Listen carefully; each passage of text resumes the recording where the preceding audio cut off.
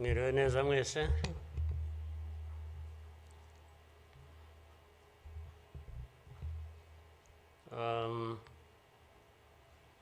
Ngira ngo biroroshye wenda kugira aho mpera.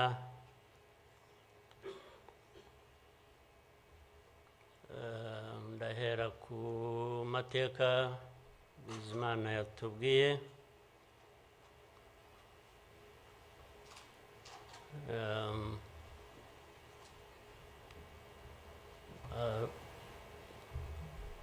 Arambuye afite ibimenyetso ashingiyeho,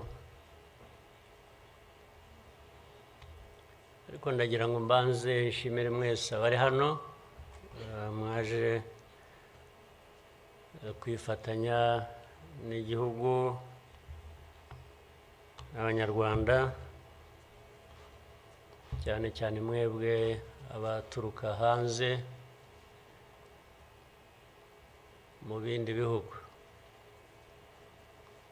cyangwa abihagarariye hano mu gihugu cyacu.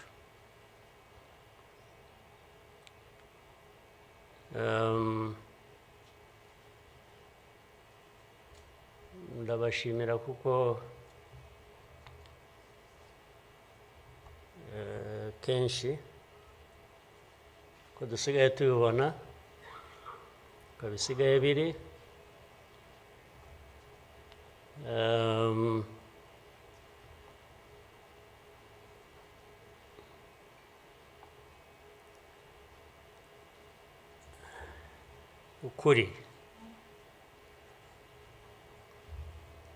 ukuri ntabwo kukigenderwaho,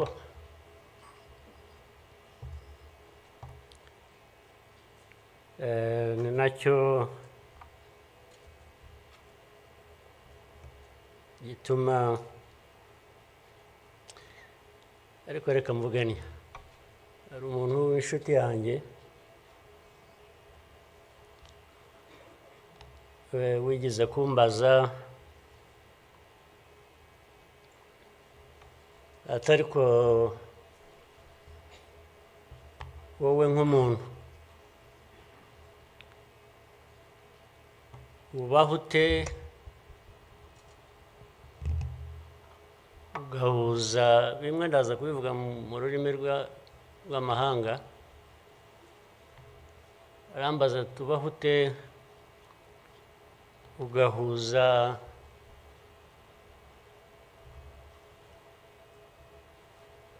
the dark past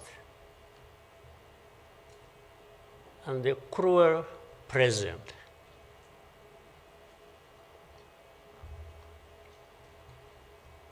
But how do you manage that?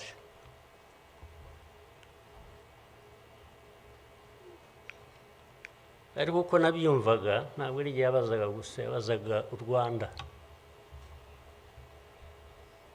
Uvuga ngo u Rwanda mubaho muti, with a very dark past and a very cruel present.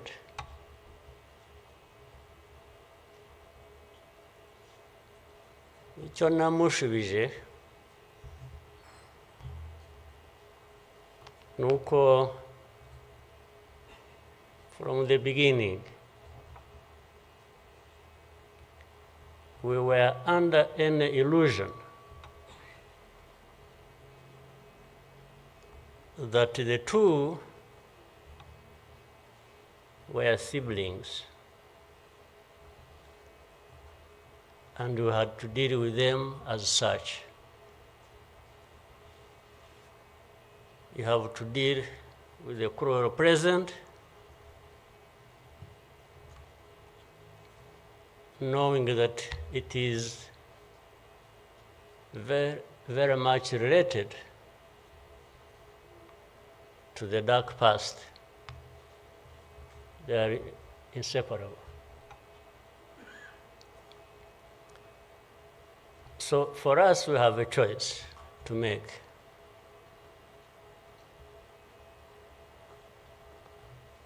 You are either crushed in between and you stop existing, or you stand up and fight.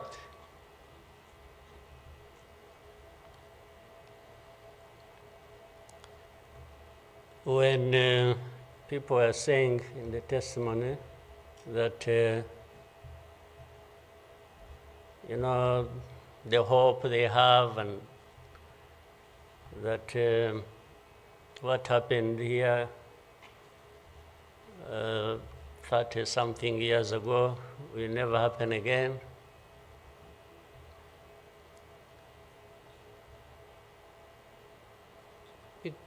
It won't be because of those who were responsible for that dark past will not try again, or are not even trying now again. It will not happen again just because there will be people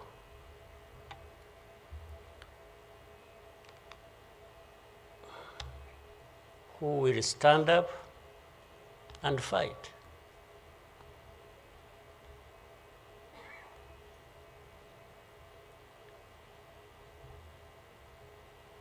It's not because there are fewer people who wish to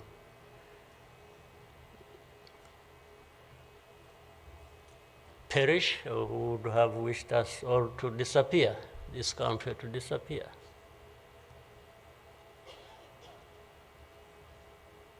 But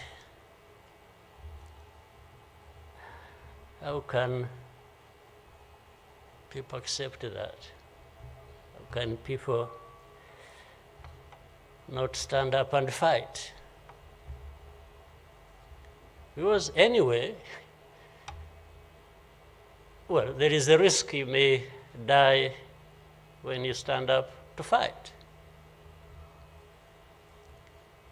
But if you don't,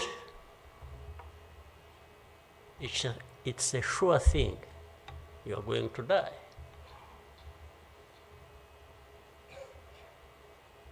So why don't I try the former? Why don't I try to stand up and fight with the chance that you might survive and live on your life as you want it,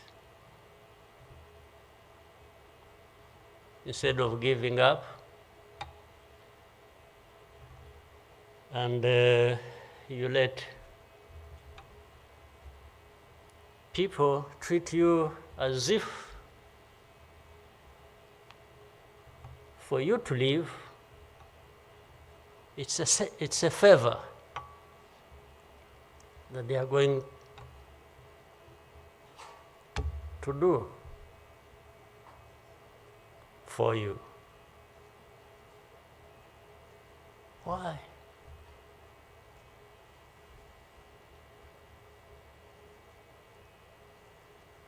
I've also had people come to me and warn me and say, President, you are too vocal. You say things that challenge these people who have the power in their hands, and they're going to kill you. Well, first of all, it means they're killers.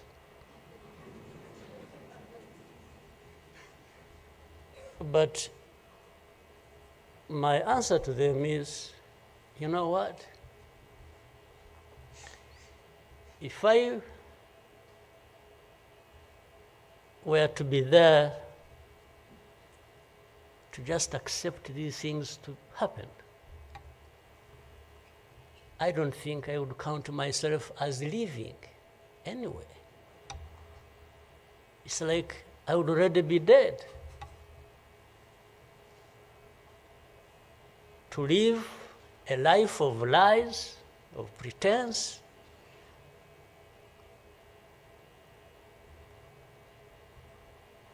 and all my life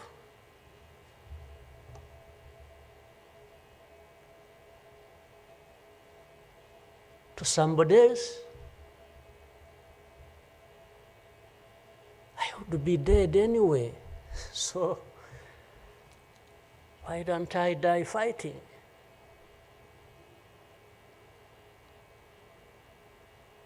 So you Rwandans, why don't you die fighting? Instead of dying anyway, just dying like flies. Why? But my message goes to other Africans who live like this on a daily basis, who are dehumanized. And they accept it and they beg. I can't beg to live. I can't beg anybody.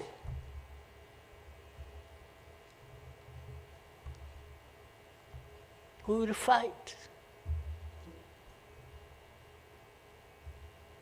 If I lose, I lose. But there is a chance.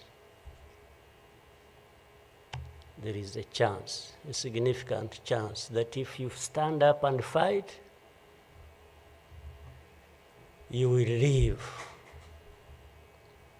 And you will have lived a dignified life that you deserve, that anybody else deserves. So these people who are there to the UN, they are there to these Western capitals, they are everywhere, they are just saying, Rwanda, this small country, this Rwanda. I mean, you see, when you are talking about Rwanda and ganging up together against Rwanda, you think it's some country that is, I don't know. Then when I remember the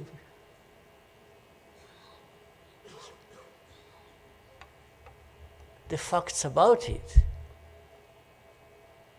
I just imagine the world has gone amok.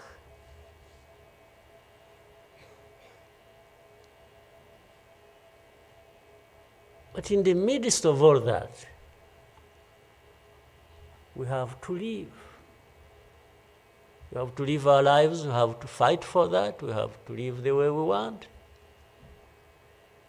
And I tell anybody to his face to go to hell.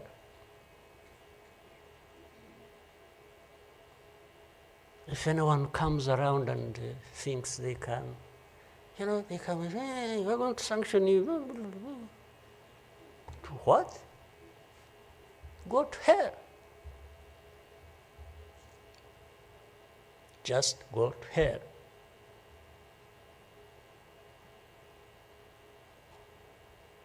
You have your own issues to deal with. Go and deal with your own issues. Leave me to mine. This is the spirit, I think, Rwandans must have in their daily lives. So my worry is not about how powerful these people are that come down upon us and throw anything at us. I'm never worried about that. I worry about one thing, which has lived on for centuries.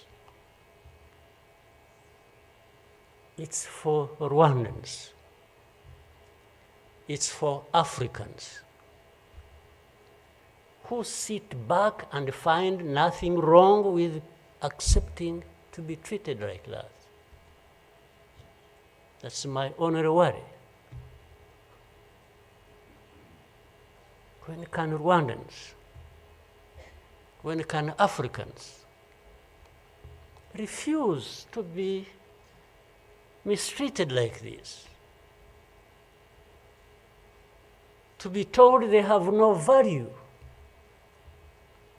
to be told that their lives have to be lived as a result of a favor they are being done by somebody else. What a shame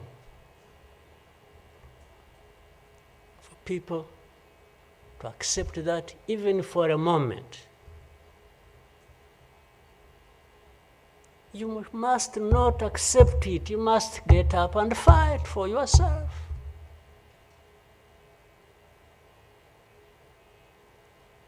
And then you have fools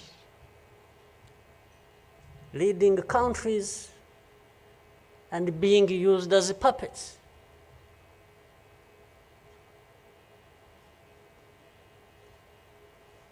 And they are stealing from their own resources, which they should be putting to the good use of their own people and develop them.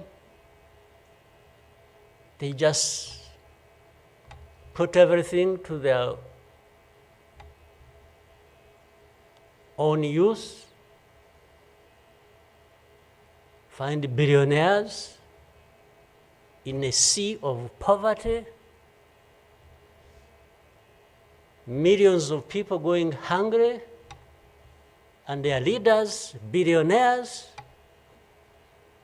money that has been stolen from the resources of these people, and these are the ones received in Western capitals and praised, and when, Rwanda is being crucified literally at the UN, everywhere, these are the ones who show up and everybody is doing their bidding.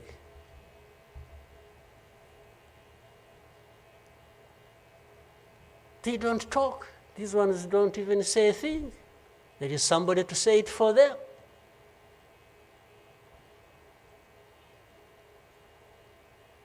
You don't say a thing. Even in meetings where solutions are being thought about and crafted and so on, they are absent because somebody else is there. They are addressed there. When their name comes up, they say, no. You see, I see it on a daily basis. Somebody has agents, orders them, pays them to go everywhere preaching hate speech, killing people in broad daylight, setting fire on these people, burning in broad daylight. And when it comes up for discussion, they say, no, it's not this one. No. You see some other people, we look for them. But the person keeps coming up. He says, no, I will take the war to Kigali, I'll remove the government, these Tutsis, we are tired of them, like they were tired of them 31 years ago. Here. And it's okay. These wonderful people, these powerful people who tell us what to do and what not to do, they are okay with that. They are fine with that.